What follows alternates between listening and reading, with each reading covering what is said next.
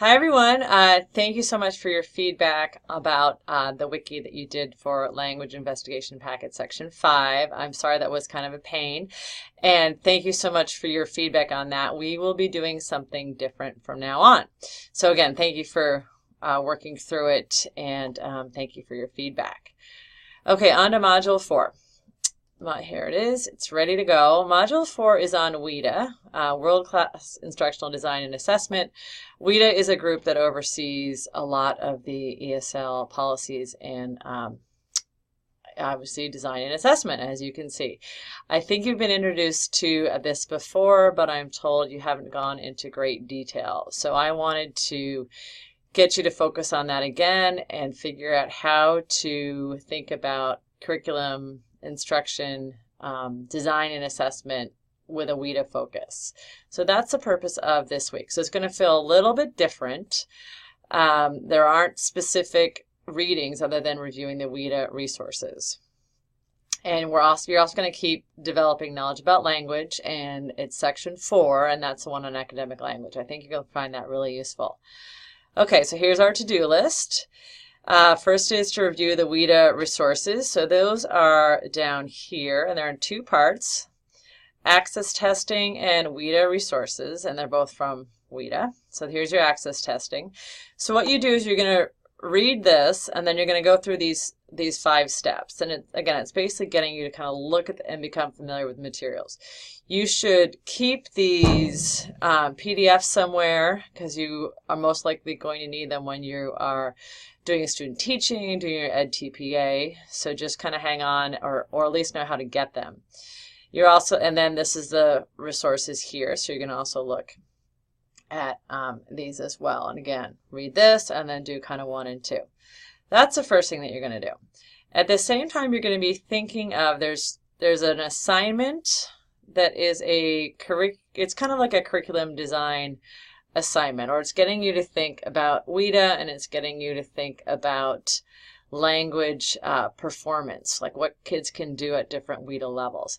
That's this right here. So your main work is, again, looking at the resources. This assignment here, and I'll go into more details on what that assignment is about later. You can choose to collaborate with someone, and I would suggest just one other person. It can be from your group, or you can work solo. It's your choice. So it's up to you to kind of figure that out and make those connections there. Section 4, and then you're going to have an online individual journal. So this is me checking in with you halfway through the course on some content. What are you thinking? How are you kind of integrating things? So there's a prompt for that. Notice that the workflow this week is just all throughout. There's no specific posting or responding. So that's kind of a change for you this week. Okay, so let me show you this assignment. It's going to have you go back to the piece that we read from Daryanka about the cats and dogs that we had that discussion on. And we are going to look at and think about what it would be like to teach this way for level 1 and level 2 ESL kids. And level 1 and level 2 are the WIDA level 1s and level 2s, or actually level 1, 2, or 3. And you're going to pretend that you are working for an administrator who loves this way of teaching, and you have lots of time. So again, I said pretend. And you're going to have to skim through this article, because basically in the article, first they teach the dog text, then they teach the cat text and all this scaffolding, and then they do something with note-taking with the platypus, and then it's time for the kids to do their independent writing. So what you're going to do is you're going to imagine what the independent writing product is going to look like. So that's why I call it a shadow text, because you're actually going to write the text. And you can choose to be a level 1, a level 2, or level 3 student. Again, you're going to need to really understand the WIDA descriptors to figure out what these students can do. You can choose to do the platypus text or another animal.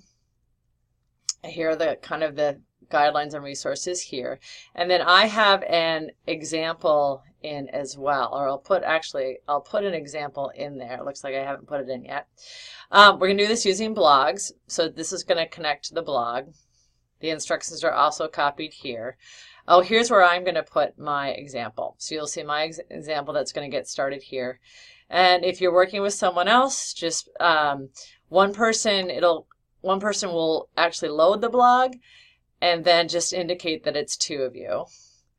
And then at some point this week, you should check out what everyone else is doing. And if you want to leave a comment on someone's, that would be great too. Okay, let's see what else you need to do. Let's go back to modules. Okay, you've got your language investigation packet, section 4. There's those. And then the last thing you need to do is this journal. And you've got choices here. You can do A, or actually, let's look, this should be B. You can do A or B or both if you want some extra credit. So A has you comparing 2 units of study. The Weider Rainforest unit, and this you would have had a look at back up here. This link here takes you to, basically this is a series of articles which I think you're going to find really useful. One in particular, it says Focus on Differentiation Part 1, and it describes teaching this rainforest lesson. I want you to compare that with the cat and dog lesson. You don't have to compare everything, just choose 2 or things to focus on that jump out at you as obvious similar differences or similarities. So that's one thing. Another one is a focus on classroom interactions, which you're going to view this video and then respond to these questions. So this is the private journal just for me, so I'll give you some direct feedback on that. And looking back to the calendar, again, you can start everything now, and then everything is due on Friday. Okay, and then I'm really looking forward to the following week. Actually, it's on November 18th that we're going to get together again. So let me know if you have any questions, and have a good week.